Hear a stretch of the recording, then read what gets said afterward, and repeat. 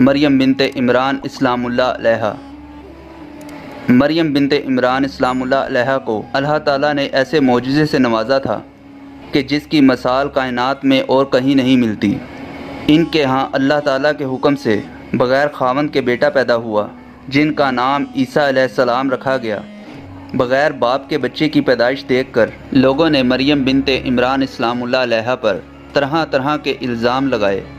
لیکن آپ ثابت قدم رہی اور آخر کار اللہ تعالیٰ کے حکم سے حضرت عیسیٰ علیہ السلام، جو کہ ابھی بچے تھے، ماں کی گود میں ہی بول پڑے اور ماں کی عصمت کی گواہی دی۔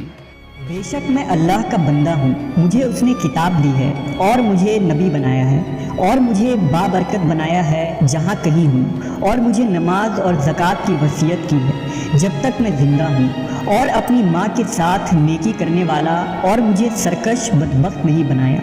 اور مجھ پر سلام ہے جس دن میں پیدا ہوا اور جس دن مروں گا اور جس دن زندہ کر کے اٹھایا جاؤں گا۔ مریم بنت عمران اسلام اللہ علیہا وہ واحد خاتون ہیں جن کے نام پر قرآن مجید میں ایک پوری سورت موجود ہے۔